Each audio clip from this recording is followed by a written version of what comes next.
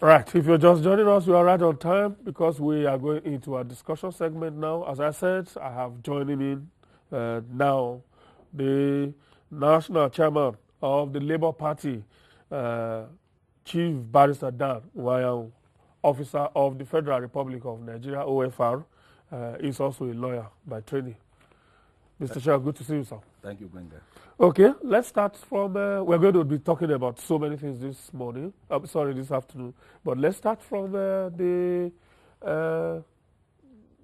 ones that are probably, that I may say dear to your heart, as a Labour man and the chairman of the Labour Party. Can you quickly bring us up to speed on the situation in Ondo State now as regards the challenge to the victory of your governor there? Yeah, the situation in Ondo is very good. We are doing well at the tribunal.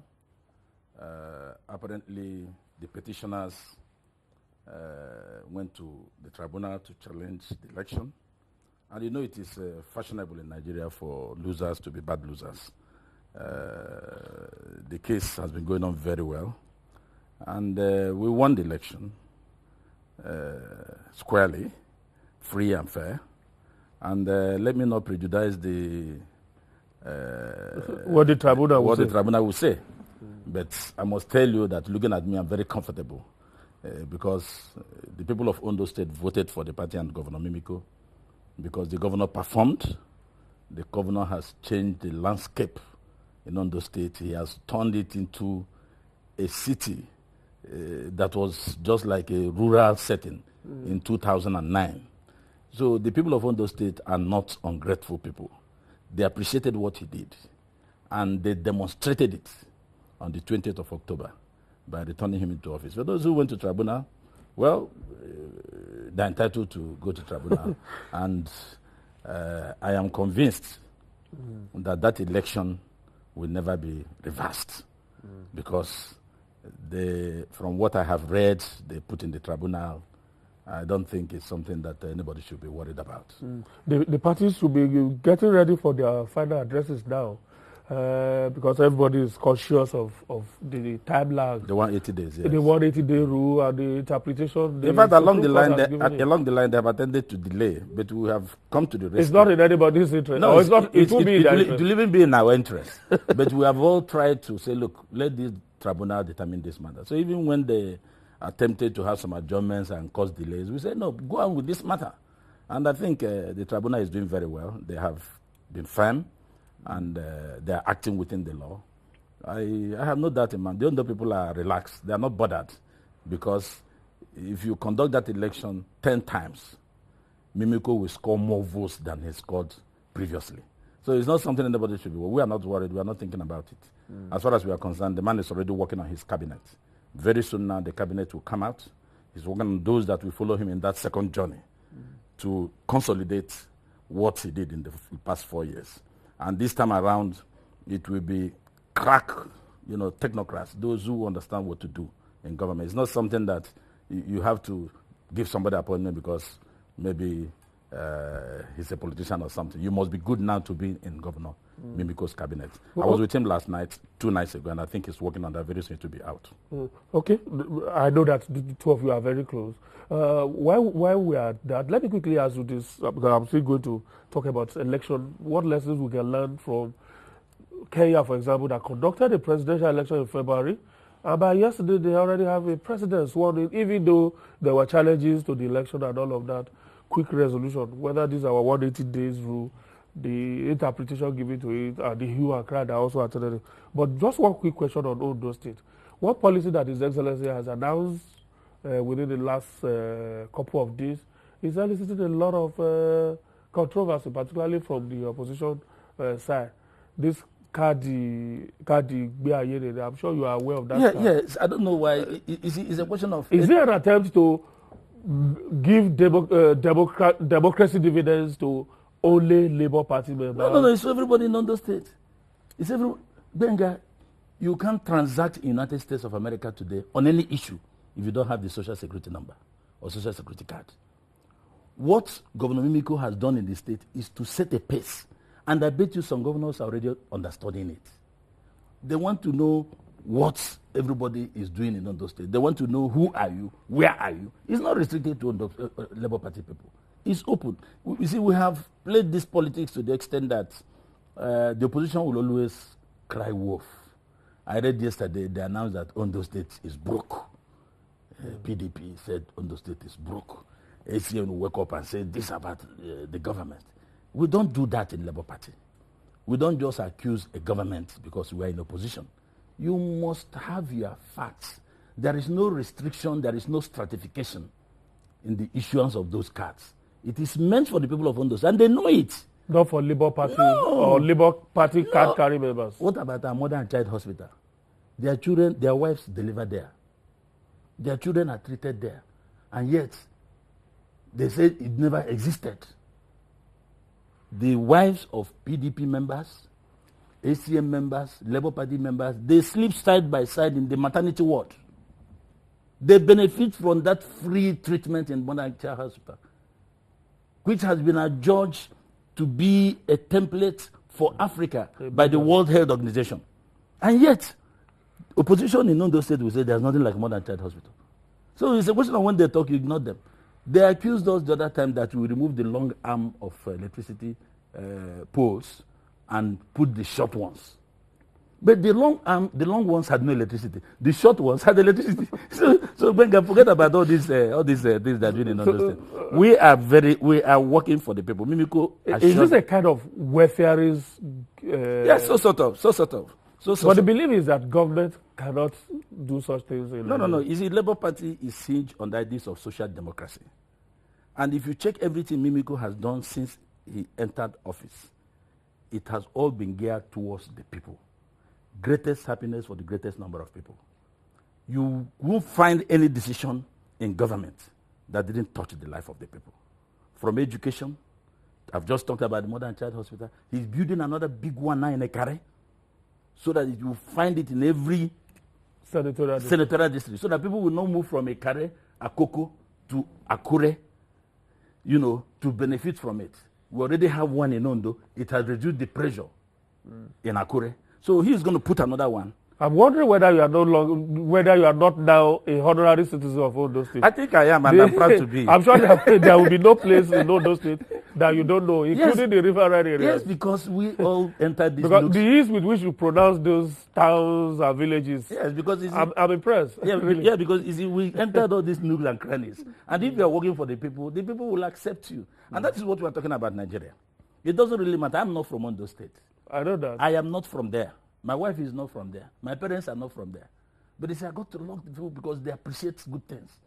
A governor came. And your party is in control. Of course, a governor came, touched their life. They embrace him. Mimiko enjoys more support today as he walks on the street than when we started in 2006. Because everybody, that's a Arakari road. We've just dualized it, lit it up. If you drive on that road in the night, you will sleep. It wasn't like that before. This one was done since his inauguration. So every day, Mimiko is 2 nights ago, I told you I was with him about 2 a.m. in Government House. He was with some doctors. I heard him when he told the doctors that, look, the only dialysis center we have in Ondo State is in Owo. Mimiko said, no, we have to have something else. And I want the price to come down to 5,000 per session per dialysis. Dialysis is about 36 to 50,000 per session. Yeah. Mimiko gave directives. Work on it. Come with a paper how we can reduce it to 5,000 a session. That is a governor that has the interest of the people at heart. I'll just give you one example. It entered my ears. I wasn't part of the discussion, but I'm just giving you how this man thinks, how he works. So when the opposition will be there attacking Governor Mimiko that he has not done this, we have decided to plug our ears. They should wait till the next election. But if, as is likely to be, we improve what we have done now, and then we get to the next election, it will still be a walkover. So there is no problem about it. If you are in government, your primary responsibility is to serve your people to the best of your ability. And when you are doing so, they will know. When you are telling them lies, they will know. This is a governor that has no plot of land in Akure land. In Akure. Mimiko has no plot of land in Akure. He has no investment you can point in Akure or anywhere else. Can you say that of other governors in Nigeria? And the people of Ondo State, they are aware of these facts. They know it. So where would they abandon him? He promised them that he will work for them. And he's still working for them, and they're happy for it. Well, So forget about the in practical terms, what would this card confer on the holder? Well, with the summary of it is that if any transaction you are now going to do in other states, the first thing is to key it in the system. Our target is to computerize the entire system in Ondo State, to make it an e-state, whereby if you want to go to the hospital... Is the aim towards improving internally generated revenue, like they are also suggesting, in the sense that once you make it mandatory for people to have this card, you know what they are doing, then you'll be able to know, oh, so you are even doing this kind of work. You are earning this kind of money. Then you should be paying this amount of tax. What is wrong with that? Well, absolutely. Now, let me tell you my concern. You see, in Nigeria, for example, it is only in Nigeria that a man will sell a house for 2 billion naira. And he gives nothing back to them. After paying the agents, the whole money will enter his pocket. It is only in this country. It doesn't happen in any clime again. It is only in this country. People will make so much money and they give nothing back to government. And I have said it, that a time shall come when we will not look at this oil. We can generate more funds for this country outside oil. But you see, it has come to the point that those who are supposed to help the system are those who are... It's like saying now, okay, in Abuja, let's pay 3-bedroom flat to 200,000 naira. And you want to pass a law in the National Assembly. It will not work. Because the man that is expected to pass the law is a landlord in Abuja. Why is it that the railway system has not worked? During the time of President Obasanjo, those he put in railway board are those who have trucks. And all the hundreds of millions of dollars pushed in railway enter the drain. That's why we cannot move from Lagos to Abuja in 3 hours. But we move from Lagos to Kano now. Yeah, those are light, small. I'm talking of Benga. I'm talking of leaving Lagos. I'm talking of leaving Lagos at 6 a.m. and getting here before 9. Finish my transaction, enter train by 6 p.m., get back to Lagos. I have no business sleeping in Abuja. The rents in this city will crash. The same thing will happen from Jos to Abuja, Sokoto to Abuja, Abuja to Enugu to Owerri. Landlords will eat their houses, but they will not let it work. These things are not rocket science. It can be fixed in this country. It is possible. It is doable. But you see, you can't look at electricity. Naji got to a point. Honestly, up till now, I'm not convinced why Naji left government. That was a plot against him at the highest places. He was getting a point and he has a target. Benga, we have lost 800 megawatts in the last few days. While President Jonathan is working towards arriving somewhere, some people are undercutting it because generator importers will not allow this thing work. Why not wake up and shut them down? I'm sure you read a report in the media, so I think last week or so. Is there about 150 billion that generator importation in Nigeria cost this nation? 150 billion. That must be very small. I'm sure that is even conservative. That is conservative. Yeah. That's conservative. So these things will not work when you continue to have people who are involved in those things making policies for you. President Jonathan has promised us that we're going to arrive here. But I said to myself, poor president, they will undercut you. Because those who will not make it work have not told you that you will succeed. So if you ask me today, that is why these things are not working. So the card you are talking about is for a purpose. And it will achieve the purpose by the time you kickstart it. Other people will see it. But what I will tell you is that this is the Labour Party government. This is a caring heart government of Ondo State. They will never do anything that will affect harshly the people of Ondo State. It's like when we removed street traders on Obadesheda Road. You know, that place was impassable. Unknown to them, Governor Mimiko sent people, they took inventory of all the street traders. Unknown to them. Immediately, we never displaced anybody without providing an alternative. A market was built. They were the first people to be allocated.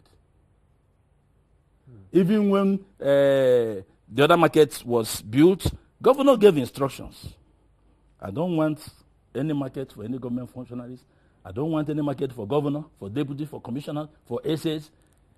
allocate the market to the the market traders women. in there. They are the people in there.